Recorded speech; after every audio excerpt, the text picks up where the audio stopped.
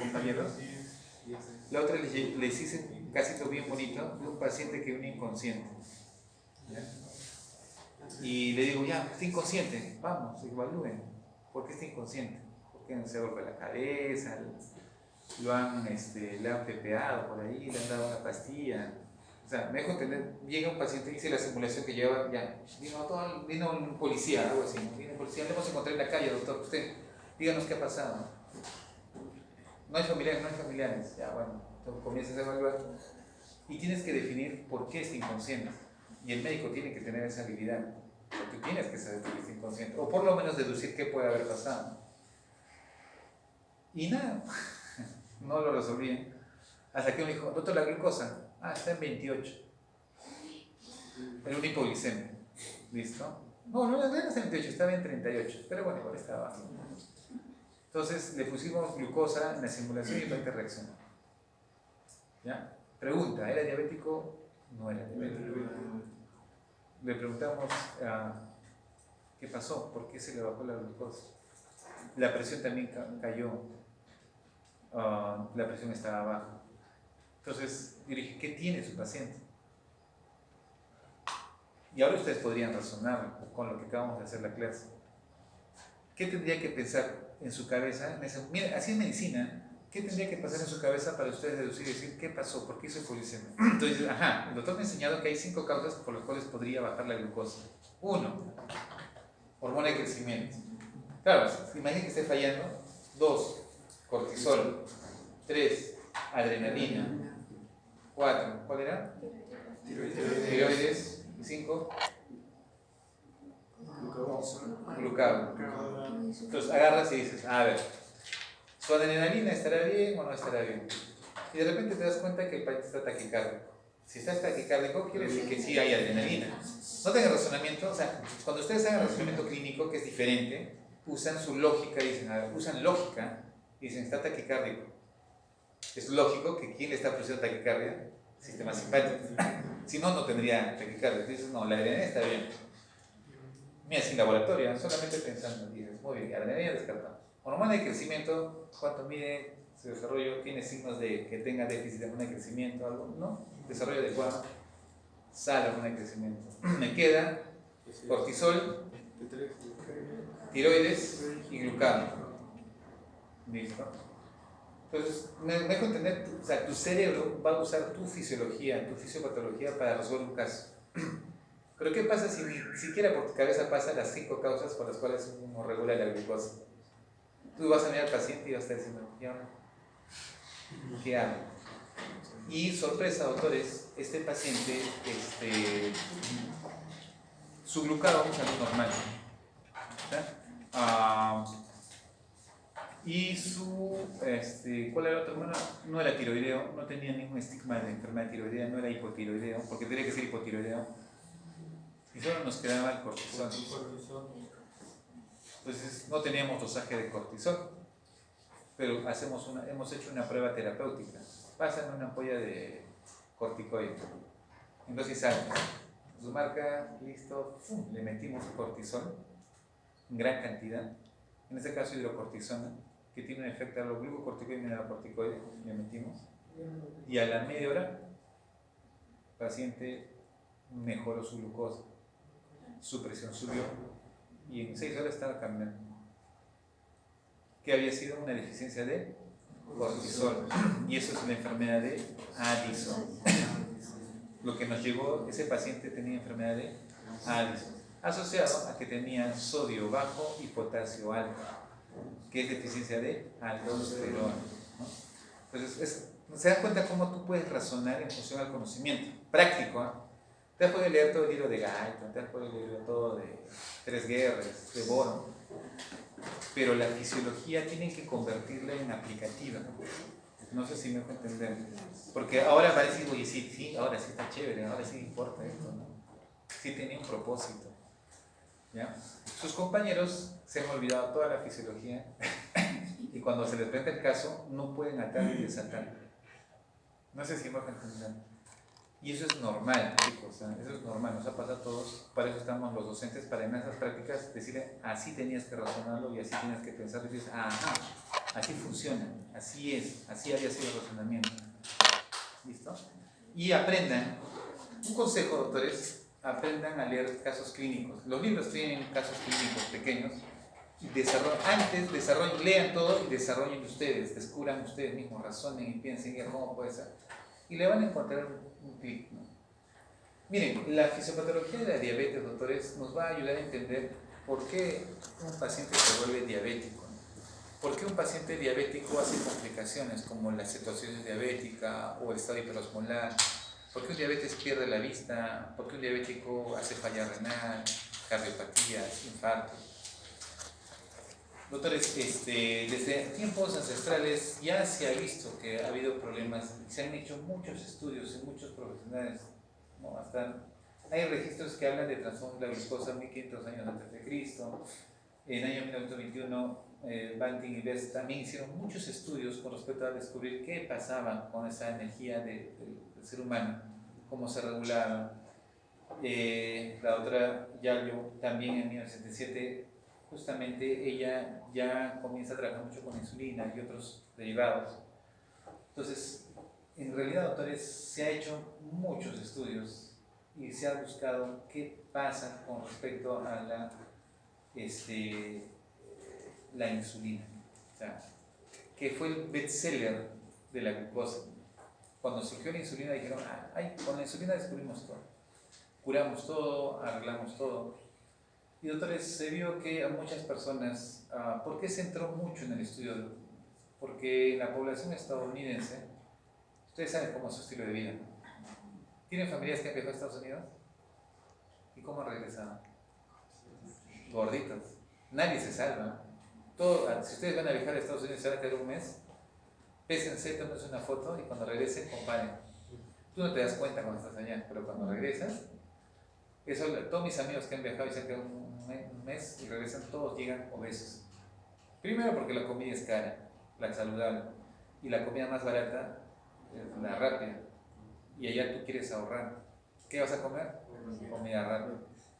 Y como es rico, comes, y llega todo gordo. Entonces, la tendencia, doctores, de trastornos diabéticos surgió mucho en la población occidental, no oriental, occidental. Y Estados Unidos fue el foco de inicio de la obesidad y de la diabetes. Perú no tenía mucha diabetes, ¿sabes? Eso que les digo que hace 40 años diabetes era rarísimo y eran muy contados en Perú. Hasta que Perú adoptó la cultura occidental. Y ahí es donde cambiamos nuestros hábitos. Llegaron los Kentucky, llegaron los panchos. ¿Ya? Entonces, doctores, todo nuestro sistema cambió, ¿no? Entonces, y acá es donde nosotros vamos a ver qué sucedió básicamente con respecto al efecto de no solamente la insulina, sino que ya trabajamos en función a lo que son las incretinas. Entonces, se vio de que no solamente toda la insulina. ¿Por qué les menciono de la insulina? Porque se vio que había pacientes que tenían insulina, ¿ya? Como todos nosotros, ustedes tienen insulina, pero que cuando había cambios ambientales o cambios a nivel social, a pesar que tú tengas insulina, desarrollabas diabetes. Entonces decían, entonces la insulina no es el único factor regulador, ¿no? Y ahí surge el mundo de las incretinas, ¿no? Y las incretinas también fue un punto muy importante de estudio, ya que se vio que podía reducir bastante el efecto de desarrollar diabetes en los pacientes. Ya eran dos componentes, tener buena producción de insulina, que eran las células beta, y la otra era buena producción de incretinas, ¿no? Bueno, ahora, normalmente, doctores, nosotros recordemos que la insulina tiene un efecto de eliminación a nivel renal, ¿sí? Y lo que se ha visto y lo que se está viendo actualmente es de que uno de los daños que tiene la diabetes es a nivel renal. ¿Cómo se da este efecto? El primer efecto que vamos a tener es relacionado a la hiperfiltración. Ustedes saben que la glucosa elevada, ¿no? Yo elevo la glucosa, ¿qué va a originar? Mayor osmolaridad. Y si tengo mayor osmolaridad, me va a dar mayor capacidad de filtrar. Claro, porque va a pasar, básicamente el agua va a permitir que pueda pasar. Y recuerden que la membrana de filtración no delimita, no dice, sabes que tú pasas, no pasas. Solamente hay una sustancia que no pasa, que son proteínas, albúmina, no filtra. Por todo lo demás va a filtrar, glucosa va a pasar. Quiere decir que a mí en mi túbulo proximal, o sea, donde está aquí, acá, donde ustedes ven, todo va a estar repleto de glucosa. Y se supone que cuando llega mi glucosa a nivel túbulo proximal, se va a reabsorber. ¿Listo? El famoso SGLT2, ¿no? El SGLT2, y me va a reabsorber, pero, doctores, la reabsorción tiene un tope. No es que yo reabsorbo todo. ¿Listo? Entonces, hay un tope. Hasta ahí llego. Y lo demás, ¿qué voy a hacer? Caballeros, lo tengo que orinar. Ya no lo puedo reabsorber. ¿Listo? Y ahí, conforme tú comienzas a orinar glucosa, se va manifestando daño renal. ¿Por qué, doctor? Porque el riñón va a comenzar a hiperfiltrar. Y la primera fase del daño renal diabético se llama nefropatía diabética. Es un riñón grande, hiperfiltrante, de tamaño gigante. Super riñones le llamamos. Seguido a esto se daña la membrana de filtración. Es como una maquinaria. Si tú le exiges que filtre, ¿qué va a pasar con la membrana? Se va a gastar, se va a lesionar. Y la segunda fase del daño diabético es proteinuria. Viene el paciente y hace proteinuria. Y la proteinuria, doctores, ¿qué va a pasar? Que es albúmina, se va a pegar a nivel de los túbulos y va a generar toxicidad a nivel tubular y daño tubular. Y una vez que se genera el daño tubular, doctores, va a venir la otra fase, que es la fase de falla renal.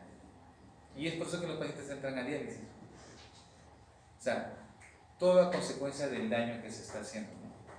Ay, me está saliendo lo que quería que salga.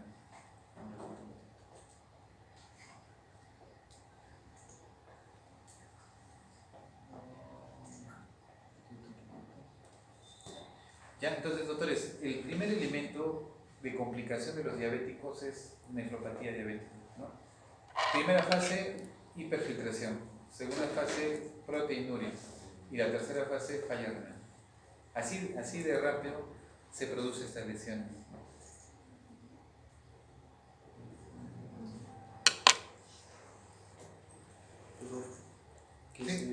Que se detecte mucha glucosa no va a hacer que el paciente se deshidrate.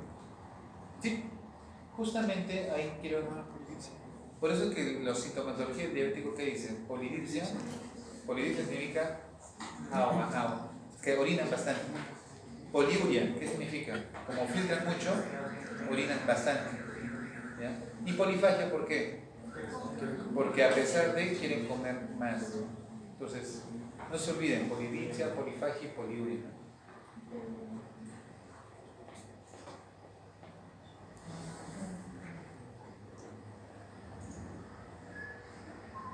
Ya. Entonces, doctores, el daño renal es uno de los puntos que personalmente yo le tengo mucho respeto, porque los pacientes diabéticos, doctores, miren, todo parte porque tienen glucosa elevada. Los pacientes diabéticos, la complicación, si ustedes van a rotar en los hospitales en unidades de diálisis, el 80% de los que están dializando, ¿qué son? Diabéticos. El 80% son diabéticos. Bueno, entonces acá vamos a analizar qué pasa cuando comen. A ver, vamos a analizar. Veamos. Por ejemplo, ¿qué pasa cuando comemos? ¿Ya? Su alimento. Justo han ido al almuerzo, ahora van a ir a la cena. Que por ejemplo en la cena ustedes no creo que coman más que el almuerzo. Sería ya. ¿Listo? Una cena ligera, un pancito con su matecito, algo ligero. No creo que van a comer una pollo a la brasa. ¿Ya? Entonces, ustedes ingieren un alimento, viaja por su intestino, ¿listo? Va a ser reabsorbido, va a ser degradado. Por tal motivo, el elemento importante acá, ¿quién es? Glucosa. ¿Ya? Tu glucosa llega a sangre, y una vez que llega a la sangre, básicamente se va a generar la glucosa que va a tener que ingresar a ¿dónde? Músculo. va a tener que ingresar tejido graso, va a tener que ingresar a nivel hepático. ¿Listo? Y para esto, ¿a quién necesito yo? A la insulina. Por tal motivo, depende de quién, de las células beta del páncreas, para generar esta insulina. A más glucosa, más insulina. A más glucosa, más insulina. Y de esa manera mantengo en equilibrio la concentración de glucosa en ¿dónde? En sangre. ¿Ya? Entonces, la insulina va a mi sangre, va a viajar a todo mi músculo, a la parte muscular, a la parte hepática, al tejido graso, ¿no? Y genera toda su función. Por tal motivo, disminuye la producción de glucosa. Claro, porque hay insulina. A lo contrario, la tengo que almacenar, no producir, no hacer gluconeogénesis, que lo estoy encargado de glucosa. Y de esa manera, luego mi glucosa, soy feliz y estoy tranquilo. Lo que sucede es, ¿qué pasa si mi páncreas ya no produce insulina? Y eso suele pasar, doctores, cuando tú abusas de comer comida chatarra, ¿no? Es como que tu pobre páncreas ya se cansó, dice, ya está bien, te ha aguantado 10 años, ya 15 años te ha aguantado, has comido lo que has querido, pero ya no puedo más. Por tal motivo el páncreas se huelga y dice, ya no, antes que mueras yo te voy a salvar. Produce, disminuye la insulina. ¿Qué sucede? Tú has comido tu mismo alimento, tu glucosa está en tu sangre. O, ¿quién se encargaba de que la glucosa entra al músculo? La insulina, no entra. ¿Quién se encargaba de que tu glucosa entre al hígado? También la insulina. Tampoco. ¿Ya? Y no hay insulina que viaje en tu sangre, un tejido graso tampoco funciona. Por tal motivo, ¿qué va a pasar con tu glucosa en sangre? Se va a quedar elevada y desarrolla este esquema: diabetes. Este es uno de los primeros mecanismos, por agotamiento, por destrucción celular. Doctor, me ha dado pancreatitis, piña, ha muerto parte de tu páncreas. Doctor, soy alcohólico y ya me ha dado una pancreatitis, o lesionado mi hígado, he hecho una pancreatitis crónica. Doctor, tengo un cáncer de páncreas. Doctor, me ha dado una enfermedad autoinmune y ha destruido mi páncreas.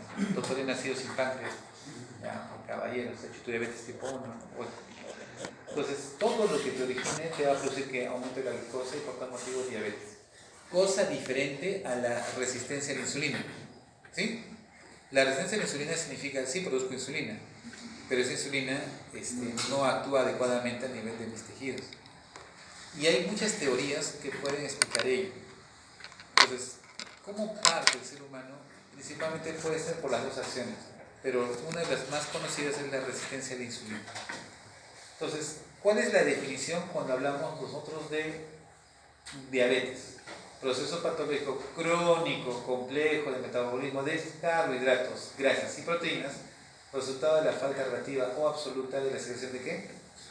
¿Por quién? Células beta, por defectos en los receptores de insulina. Y doctores, está creciendo. A ver, si el año pasado, por ejemplo, nuestra población tenía un 50% de diabéticos, ha aumentado a un 60%. O sea, está creciendo. Entonces, ustedes lo van a ver y ustedes... y por cierto, ya tenemos diabéticos de tipo 2 de 18, 20 y 25 años. La edad de ustedes. Así es que tengan mucho cuidado. Bueno, ustedes hacen deportes, que no creo que les ya. Complicaciones de la diabetes. Más de 50 al momento del diagnóstico. ¿Ya? A ver, ¿cuál es la complicación? Nefropatía diabética. Primera causa de enfermedad renal terminal. ¿Cuál es la otra complicación? Retinopatía diabética. Primera causa de ceguera en edad laboral. Por si acaso. ¿Qué otra complicación? Enfermedad cerebrovascular y enfermedades cardiovasculares como infarto agudo de miocardio. ¿Ya? ¿Qué otra complicación? Neuropatía diabética, causa de amputaciones. Pie diabéticos. Doctores, yo en mi caso mucha tristeza, pero 20% de los diabéticos siempre son amputados. ¿Ya? Miren esta enfermedad, ¿no? Te amputan, te quedas ciego, dependes de una máquina porque tu riñón no funciona, ¿Qué les parece? Así es que van a querer trabajar bastante. Existen varios tipos de diabetes, tipo 1, tipo 2, diabetes gestacional y la diabetes de otro tipo de eliminación, como por ejemplo las famosas síndromes de diabetes monogénicas. Tenemos dos, el neonatal y el MODY, que son variantes muy interesantes, hereditarias en realidad. Tipo 1, doctores, básicamente vamos a analizar el tipo 1 y ese es destrucción autoinmune de las células beta. Llevan deficiencia que absoluta de insulina. Estos pacientes no pueden tomar antidiabéticos orales, solamente que van a usar insulina. Diabetes tipo 2, pérdida progresiva de la secreción de las células beta, frecuentemente en el fondo de una insulino resistencia. En pocas palabras, es como que, está bien, yo produzco insulina, pero no funciona mi insulina a nivel periférico. ¿Y cómo lo va a entender el páncreas? Que tengo que producir ¿qué? Más insulina. ¿Listo? Llega más insulina, por ahí que funciona, pasa el tiempo, se hace más resistente y el páncreas sigue produciendo. Doctor, pues yo estoy comiendo sano. Bueno, por lo menos eso podría minorar, pero ya tu resistencia, si no corriges adecuadamente tus parámetros, va a empeorar. ¿Ya? Tipo 1, tipo ya no se usa, doctores, el término insulino dependiente y no insulino dependiente. Eso ya desapareció. No lo pongan, ni lo usen. Diabetes gestacional, doctores, no significa que es una mujer diabética que está gestando. Por si acaso. Ya me ha pasado, compañeros ustedes. Diabetes, definición de diabetes gestacional. Mujer diabética en edad de gestación. Me van a recordarlos, pero bueno. Diabetes gestacional significa que tú no eres diabética, pero la gestación te produjo diabetes. ¿Ya? Esa es la forma correcta. Diabetes gestacional se diagnostica en el segundo o tercer trimestre del embarazo, no en el primero. ¿Ya? Y no tiene que haber diagnósticos previos, por si acaso. Y bueno, las otras, los síndromes diabéticos de diabetes monogénicas, básicamente tiene que ver la parte genética. Hay varios tipos, MODY 1, tipo 2, tipo 3, varias. Y netamente por enfermedades del páncreas exocrino, como por ejemplo las pancreatitis, o inducidos por drogas, por si acaso, ¿no? Hay gente que consume drogas o fármacos que pueden lesionar tu páncreas.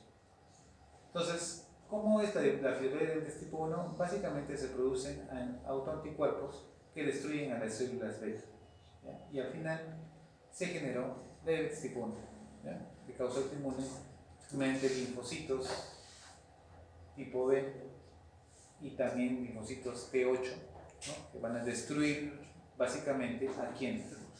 A todos las células beta que están impregnadas de estos anticuerpos. Muy bien, ¿quién se vuelve diabético, doctores? Ya, si es genético, doctores, ya, pues, ¿qué van a hacer? Ya, pues, ya. ¿No? Papá diabético, mamá diabético. O sea, tu posibilidad es que 50% que seas diabético. En la edad que iniciaron o antes. ¿Ya?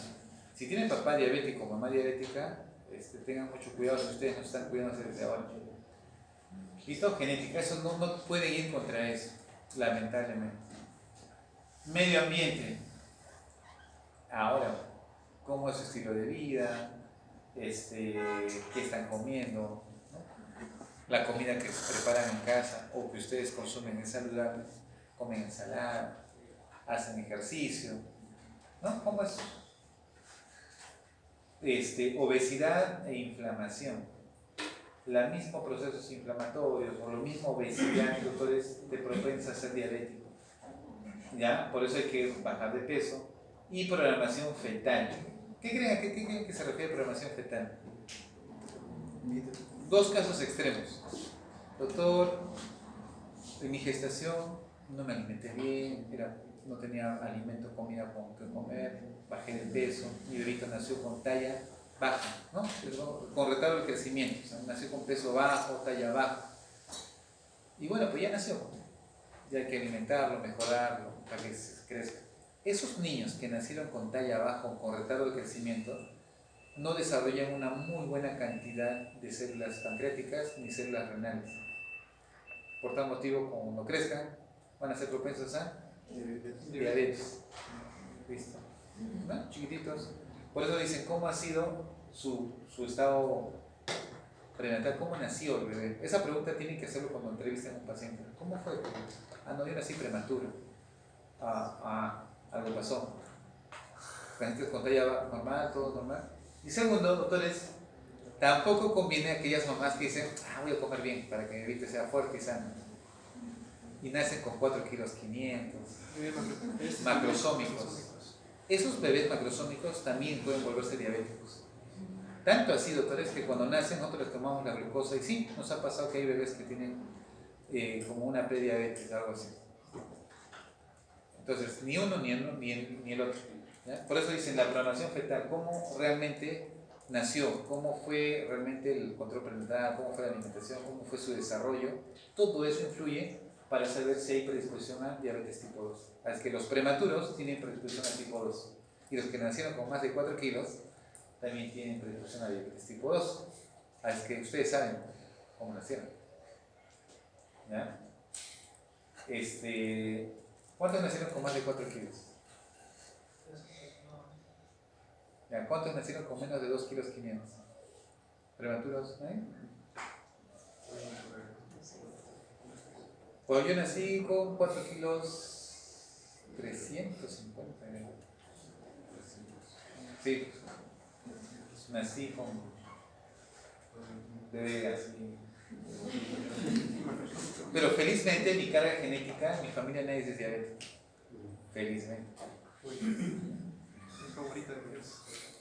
Pero si no me cuido, por ejemplo, yo podría desarrollarlo.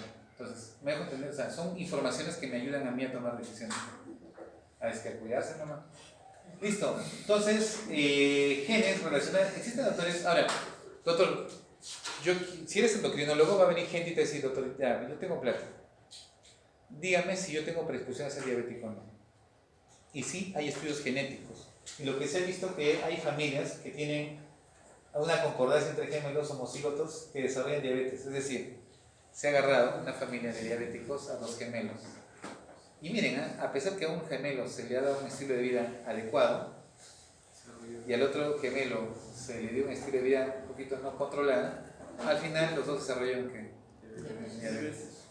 O sea, la genética es muy fuerte. Por eso hay gente que dice, doctor, yo me estoy cuidando, yo no estoy comiendo sano, me estoy tratando igual este diabetes. Como también hay gente que se cuida y como que retarda el proceso, ¿no? ¿Ya? Entonces hay genes que intervienen y básicamente la famosa transcripción factor 7 line 2 gen, que es el famoso TCF7L2, que es un gen que se estudia y se pueden pedir, bueno, ya son códigos, ¿no? El SLC38, el HHX, bueno, y cada uno de ellos, si les sale positivo, tienen predisposición a ser diabéticos. Entonces, sí, hay médicos endocrinólogos que mandan a hacer este estudio genético, es caro. Calculo que debe estar por lo menos un estudio de estos debe estar unos 8,000 soles más o menos. Pero ya, sabes si vas a ser diabético, ¿no? Mejor espero. Genes relacionados con receptor de insulina. Esto tiene que ver básicamente con que el páncreas tenga alteración en su producción. Pero también yo, doctor, quiero saber si voy a tener problemas de resistencia a la insulina, que es otro mecanismo. ¿Se acuerdan que les mencionaba? Y acá, básicamente, el receptor beta-3, adrenérgico, el receptor de peroxisoma, proliferador activado gamma-2. Entonces, también se hacen estudios genéticos para ver eso. Entonces, doctores, yo sé que ustedes no comen esto. Tampoco comen esto. Y cuando tienen que subir las escaleras, ustedes no van en la escalera eléctrica, ustedes van por las gradas. ¿Sí? Yo sé que ustedes cuidan su salud. Entonces, hay factores ambientales, doctores. A ver, no sé si les ha pasado a ustedes que cuando van en el carro y dicen baja, baja, y se pasa 2 cuadras. ¿Qué es lo primero que hacen? ¿Qué le dicen al conductor? Gracias por dejarme 2 cuadras para que yo pueda caminar. Así le dicen, ¿no? No creo que le digan su día, digan. No, pero es que en realidad vas a caminar 2 cuadras, no se le dice agradecido, como que, bueno, por lo menos voy a caminar 2 cuadras, voy a hacer ejercicio. El problema, doctor, es que nosotros estamos acostumbrados a no caminar, no nos gusta el esfuerzo. ¿ya? No nos gusta el esfuerzo. Ese es uno de los problemas que tenemos.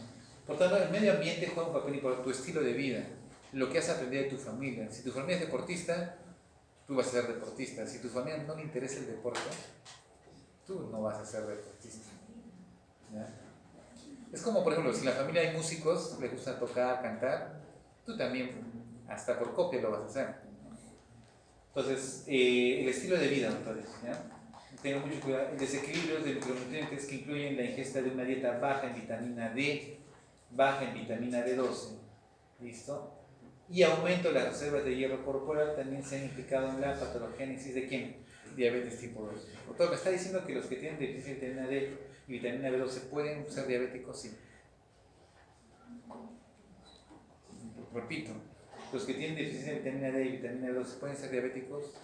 Sí. Ya tengan un dato útil. Y los que tienen aumento de las reservas de hierro corporal también se han implicado en patogénesis de diabetes tipo 2. Sí. Por eso les vuelvo a repetir, hay personas que dicen, no, vitamina con hierro. Digo, ¿por qué tanto hierro? Si tu nivel de hierro está bien, no, pues por si acaso, más hierro. Tampoco es bueno, ¿sí? Tampoco es bueno. La falta de actividad física, bueno, eso ustedes no tienen problema. La falta de actividad física debido a las mayores diferencias en el acceso a transportes motorizados, escaleras mecánicas, ascensores, ¿no? Eso ustedes vienen corriendo, caminan para acá, para allá. En vez de tomar una moto, vienen caminando temprano de su casa, ¿no? Obvio. Para llegar, salen una media hora antes para caminar y tomar el aire y disfrutar de la naturaleza. Entonces, básicamente, doctores, la parte materna, les vuelvo a repetir, la forma como nació, la forma como se llevó el proceso prenatal, juega un papel importante. ¿Ya? Eso, por favor, cuando aconsejen a una gestante, díganle eso. No comas en exceso, tampoco es que comas menos, come lo necesario, con buen balance nutricional, para que tu niño nazca saludable, ¿no? Entonces, por eso la malnutrición fetal, doctores, es un factor muy alto de desarrollar diabetes, ¿ya? Muy alto. Sobrenutrición, básicamente obesidad. Ahora, ¿saben qué me causa gracia? Y la verdad, la otra señora se enojó, una señora. Oye, su hijito está gordito. Me miró y se enojó. ¿Cómo va a decir que está gordito? Está saludable. Pero, ¿qué quiere, doctor, que esté así flaquito como esos niños? Yo le dije sí, porque por lo menos ese niño corre. Porque su hijito estaba ahí sentado, y para cómo está con golosinas comiendo, o sea, el otro niño está que corría para acá, se trepaba por el asiento, saltaba, o sea, porque está ágil. El niño que es gordito no podía ni correr. Entonces, doctores, eso muchos papás, no sé por qué tienen conceptos, si ven a su hijo robusto, fuerte, piensan que es saludable. No sé por qué tienen arraigado mucho ese concepto. Y cuando tú les dices que su hijo está en obesidad, se enojan. Entonces, básicamente el factor nutricional, la obesidad materna durante el embarazo no es bueno, ¿ya? Si van a gestar una dama, tiene que estar en su mejor peso, ¿ya?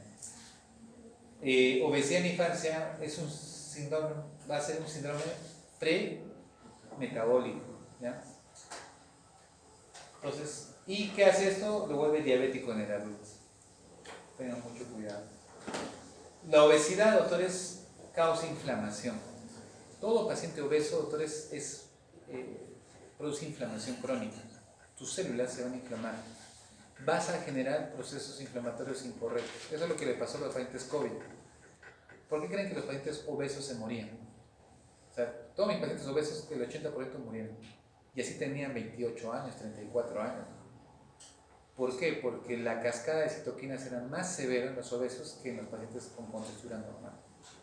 Porque los obesos generan procesos inflamatorios mal coordinados, ¿ya? Por tal motivo, acá reduzco todo lo que es. ¿Por qué se produce una diabetes? Primero, se genera una hiperglicemia, básicamente porque este paciente va a comenzar a generar incremento o resistencia ¿a quién? A la insulina. O sea, paciente que se alimenta mal, aterosclerosis, ¿no? Trastornos, y esto básicamente te genera hiperglicemia. Estos pacientes que generan hiperglicemia En el fondo también va a haber un proceso inflamatorio que va a haber incremento de la secreción de ¿qué? Glucagón. Por tal motivo causa ¿qué? Hiperglicemia. Estos pacientes van a tener un incremento de producción de gluconeogénesis. Por tal motivo, ¿qué genera? Hiperglicemia. Hay básicamente disminución de neurotransmisores que ya a nivel cerebral ya no regulan a la glucosa, ¿no? Y son pacientes que más bien ya no tienen saciedad, sino que tienen hambre. ¿Y quiénes son esos? Los que sufren de ansiedad. ¿Listo?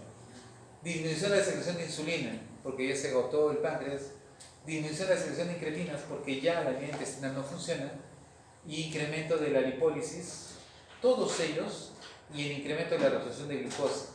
Como aumenta mi glucosa, mi riñón reabsorbe, todos, absolutamente todos, me generan ¿qué?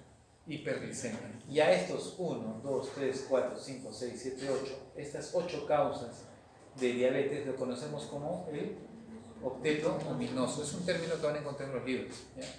El octeto ominoso significa, si tú tienes un paciente diabético, recuerda que tiene disminución de insulina, disminución de efecto de incretinas, incremento de lipólisis, incremento de la incremento de la reabsorción de glucosa a nivel renal, resistencia a la insulina, incremento de la secreción de glucagón y aumento de la producción de glucosa a nivel hepático. Todos estos problemas, doctores, hacen que uno se vuelva diabético. ¿Cómo soluciono? Acá bajo la ansiedad, acá tengo que hacer que descanse. Entonces, coman sano, ya no estén comiendo exceso de... ¿Cómo mejora las incretinas? Bajando de peso.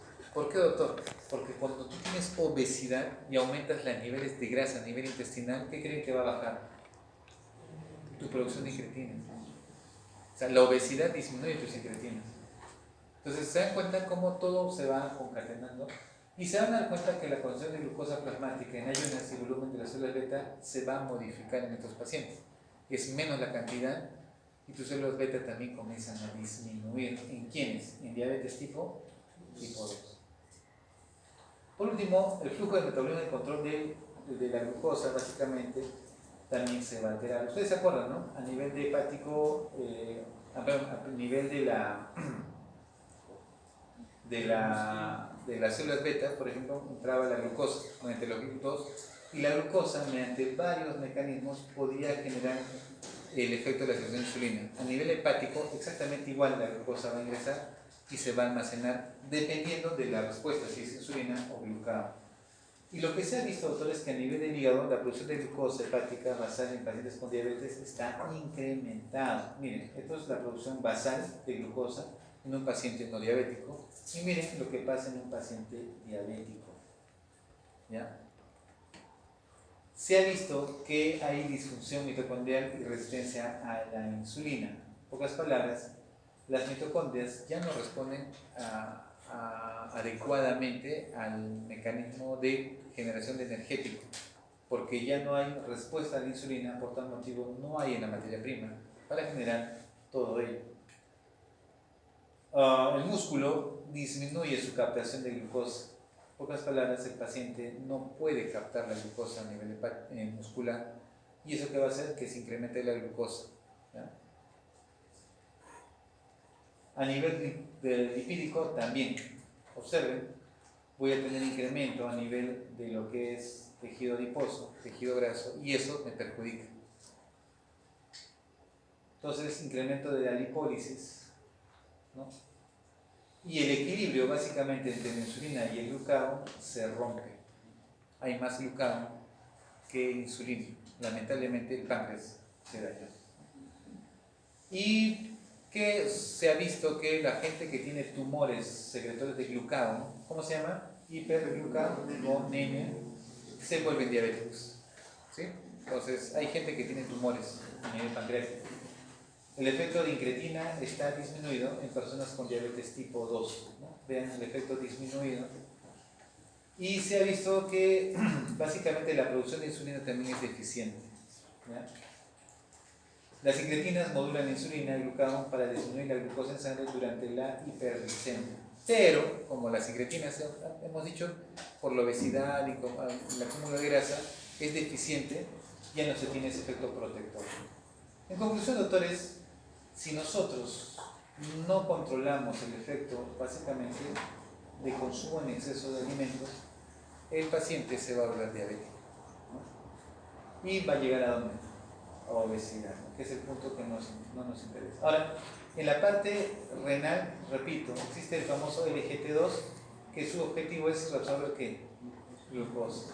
Entonces acá solamente para finalizar, porque terminamos con esto, si la glucosa básicamente no se reabsorbe, ¿qué pasaría con mi glucosa? Lo voy a perder. En pocas palabras voy a tener mucha glucosa en la orina, pero voy a tener glucosa baja en sangre y puedes causar hipoglicemia.